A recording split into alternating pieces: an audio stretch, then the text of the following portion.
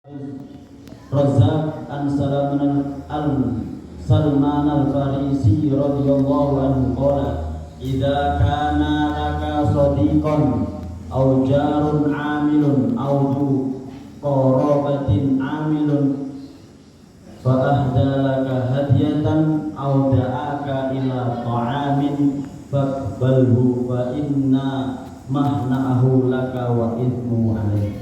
Kada bin kanjil. Nahmaduhu wa nusalli wa nusallimu ala rasulil karim wa ala alihi wa sahbihi ajmain, amma ba'd. Memenuhi undangan sesama muslim. Kisahnya Abu Ayyub Al-Ansari radhiyallahu anhu bersama pasukannya ketika di lautan. Telah diriwayatkan dari Imam Bukhari. Dan tambahan dari yang mana ketika mereka menjadi pasukan kapal angkatan laut kepada masanya Muawiyah radhiyallahu anhu, kapal kami merapat kepada Abu Ayyub Al-Ansari. Ketika makan siang kami dihidangkan. Kami mengirim utusan untuk mengundangnya. Ia pun datang kepada kami, lalu ia berkata, kalian mengundang aku sedangkan aku berpuasa, namun aku harus memenuhi undangan mereka. Karena aku mendengar Rasulullah SAW bersabda, inna lil muslimi ala ahihi sitta khisalin wajiban. Sesungguhnya Nabi SAW setiap muslim memiliki 6 kewajiban kepada muslim lainnya. Apabila ia meninggalkan salah satu darinya, maka ia telah meninggalkan satu kewajibannya kepada saudaranya. Apa saja 6 tersebut? Yang pertama, yusallimu alaihi idza laqiyahu, mengucapkan salam apabila bertemu. Wa yujibu idza da'ahu, yang kedua, memenuhi undangannya apabila diundang. Kalau diundang ya. Kalau nggak diundang jangan datang. Kita sebagai orang diundang jangan mengundang lagi. Kita yang diundang kita wajib datang. Terus kemudian yang ketiga,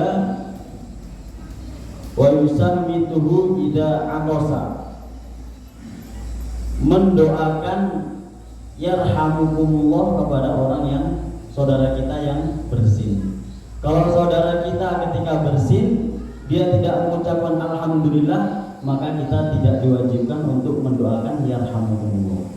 Tapi kalau ketika kita mendengarkan dia setelah bersin mengucapkan alhamdulillah, maka kita diwajibkan mengucapkan yarhamukumullah. Semoga Allah Subhanahu wa taala merahmatinya. Terus kemudian setelah mendoakan yarhamukumullah, kita sebagai orang yang telah didoakan, kemudian kita mendoakan yahdikumullah wa yuslih balakum. Semoga Allah Subhanahu wa taala membimbing kalian dan memperbaiki keadaan kalian. Kalau sekarang, kalau 2 tahun yang lalu orang bersin malah takut, ya Pak ya, dikira punya penyakit. Padahal bersin itu adalah sunnahnya Rasulullah, bukan didoakan, malah ditakut-takuti penyakit. La ilaha illallah. Terus kemudian yang ketiga mendoakan, kemudian yang keempat menjenguk apabila sakit. Wa ya'uduhu idza maridun. Kalau ada saudara kita sakit, maka kita wajib untuk menjenguknya. Ini kelemahan kita yang dirahmati Allah Subhanahu wa taala. Kawan berjuang kita satu mahalah dengan kita, ya kan? Cuma beda desa mungkin, beda zon mungkin, sakit jarang sekali dijenguk. Betul nggak Pak? Ini kelemahan kita, sehingga karena ketika sakit kita semua sudah tahu fadilah-fadilahnya, keutamaan ketika menjenguk. Ketika kita ingin mendapatkan taskilan, kita usaha mencari kesempatan lengah, yaitu diantaranya sakit. Tapi ketika menjadi kawan berjuang kita, ketika ia sakit, kita malah tidak menjenguk. La ilaha illallah. Seharusnya kita sebagai kawan dakwah kita harus mengutamakan orang yang sakit. Karena ketika sakit itulah diantaranya, kalau andaikan ujiannya dia tidak mampu, kita perlu datangi, kita berikan kekuatan imannya, berikan dan lain sebagainya. Terus kemudian yang kelima, wa yahduru idza mata, mengikuti atau takziah kepada orang yang meninggal dunia. Terus kemudian yang keenam, ini jarang sekali, wa yansahuhu idastan sohahu, apabila saudara kita, tetangga kita, diri kita, teman kita minta nasihat kepada kita, kita harus menasihatinya. Walaupun kita tidak memiliki ilmu, balighu anni walau ayat. Kasih nasihat. Karena setiap diri manusia ini menginginkan nasihat-nasihat sesama. Nah, makanya saling menasihat, wa tawassaw bil haqqi wa tawassaw bis sabr. Betul enggak, Pak? Kadang kita sebelum kita, jadi nggak usah heran ketika di Pakistan ya, ulama-ulama di India pun ulama-ulama ketika di pondoknya dulu, waktu kita keluar di India itu, waktu kita gerak di daerah Khon itu, beliau waktu pondoknya satu angkatan di Nizamuddin, beliau itu satu pondoknya itu satu angkatan dengan Monasa, tapi meminta nasihat kepada kita bingung. Masya Allah, sudah tua seperti ini minta nasihat kepada kita. Nah, makanya kita jangan malu-malu meminta nasihat kepada siapapun.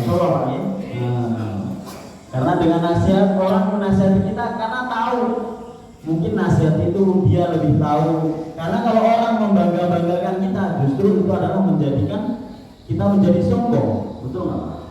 Dipuji bahaya. Sebagian ulama katakan, kalau orang semakin banyak memuji kepada kita, seharusnya kita harus menjadi orang tersebut. Tapi ketika orang mengkritik, justru orang mengkritik itu kita dekati. Karena kenapa? Dengan kritikan itu bukan kita malah marah. Justru dengan kritikan itu peningkatan untuk kita. Apa tahu dakwah saya kok tidak meningkat? Seharusnya saya semakin banyak korban 4 bulan setiap tahunnya, semakin banyak kawan saya berjuang semakin ini. Kenapa kok saya semakin semangat berjuang, kok semakin sedikit kawan saya? Ada apa? Perlunya kita introspeksi diri, bukan introspeksi diri sendiri, tapi dengan adanya kita tadi apa?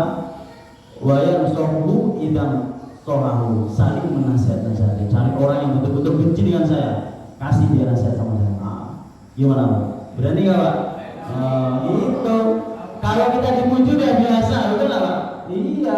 Sedangkan dia duduk di sini, ustaznya udah biasa. Tapi pernah nggak ketika di depan gini tiba-tiba berdiri? Saya benci dengan kamu ya. Ayo.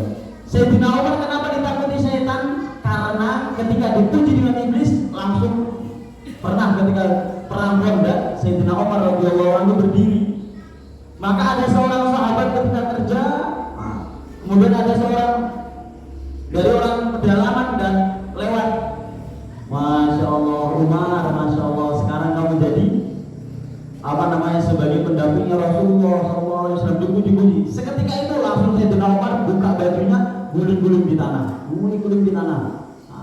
Maka setelah itu katakan, kenapa kau Sayyidina Umar? Maka Sayyidina Umar katakan, hei Umar, dulu kamu siapa, ini siapa, semua benci. Makanya setan itu takut bukan karena wibahnya Sayyidina Umar, karena takut Sayyidina Umar itu kalau dipuji pasti malah belok 100%, bahkan merendahkan dirinya serendah-rendahnya. Makanya setan daripada kita memuji Sayyidina Umar, mendingan kita alih.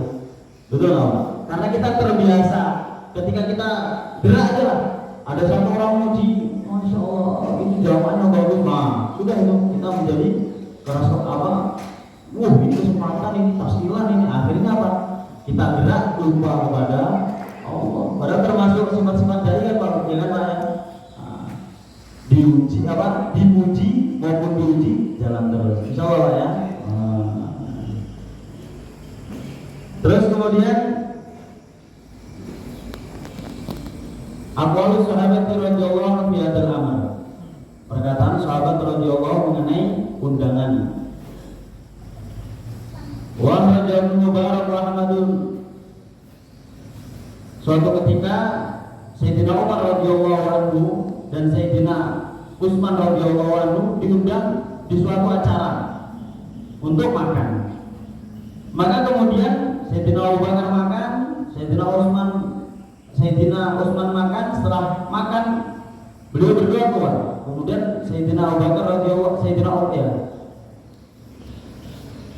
Sayyidina Umar radhiyallahu anhu katakan, saya aslinya itu malas menghadiri undangan. Nah, maka kata Sayyidina Utsman, kenapa kau malas?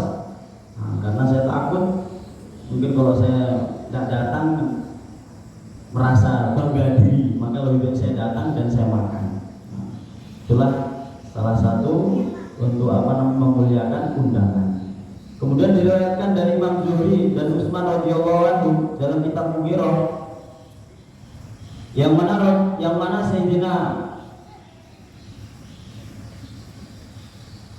Sayyidina Amirul Mukminin yaitu Sayyidina Utsman radhiyallahu anhu ketika itu beliau jadi raja atau Amirul Mukminin diundang makan, sedangkan beliau dalam keadaan puasa.